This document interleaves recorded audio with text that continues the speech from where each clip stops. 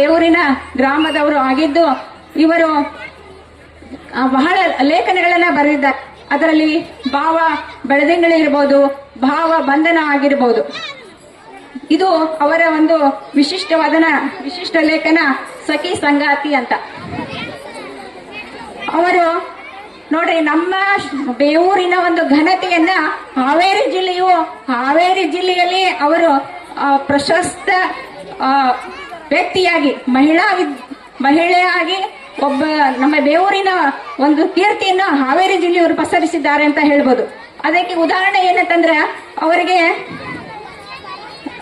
ತಾಲೂಕಾ ಮಟ್ಟದ ಉತ್ತಮ ಶಿಕ್ಷಕಿ ಪ್ರಶಸ್ತಿ ಸಿಕ್ಕದಲ್ಲಿ ಹಾವೇರಿ ಒಳಗೆ. ಆಮೇಲೆ ಜಿಲ್ಲಾ ಅತ್ಯುತ್ತಮ ಶಿಕ್ಷಕಿ ಅಂತ ಪ್ರಶಸ್ತಿ ಸಿಕ್ಕದ. ಸಾವಿತ್ರಿಬಾಯಿ ಫುಲೆ ಉತ್ತಮ ಶಿಕ್ಷಕಿ ಪ್ರಶಸ್ತಿ ದೊರಕಿದೆ.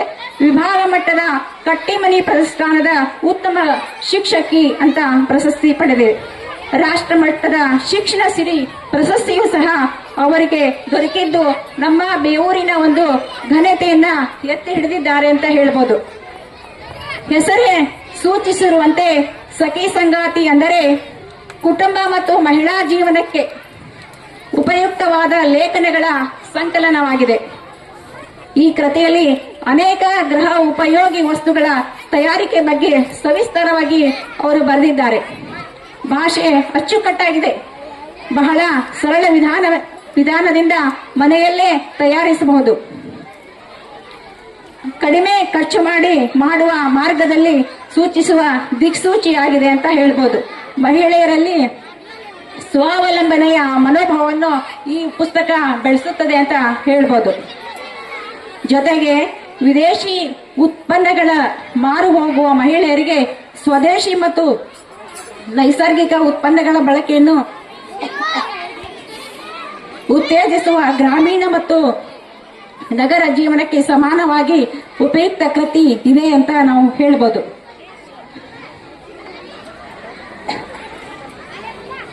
ನನ್ನ ಶಾಲೆ ನನ್ನ ಕೊಡುಗೆ ಕಾರ್ಯಕ್ರಮದಲ್ಲಿ ನಮ್ಮ ಹಳೆಯ ವಿದ್ಯಾರ್ಥಿನಿಯ ಸಖಿ ಸಂಗಾತಿ ಕೃತಿ ಬಿಡುಗಡೆ ಮಾಡುವ ಸಮಾರಂಭ ನಮ್ಮ ಶಾಲೆಗೆ ಅವರು ಕೊಟ್ಟ ಕೊಡುಗೆ ಅಂತ ಹೇಳ್ಬೋದು.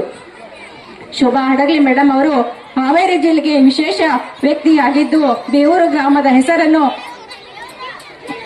ಕೀರ್ತಿ ಪತಾಕೆಯನ್ನು ಕೊಂಡೊಯ್ಯುತ್ತಾರೆ ಅಂತ ನಾವು ಈ ಮೂಲಕ ಹೇಳಿ ಅವ್ರು ಹೇಳಿದ್ರು ಪುಸ್ತಕ ಪರಿಚಯವನ್ನ ನೀವೇ ಮಾಡಿ ಮೇಡಮರ ಅಂತ ಹೇಳಿದ್ರು. ಅದಕ್ಕೆ ನಾನು ಅವರಿಗೆ ಈ ಪುಸ್ತಕದ ಪರಿಚಯವನ್ನ ಮಾಡಿಕೊಡುತ್ತಾ ಧನ್ಯವಾದ ಹೇಳ್ತೀನಿ.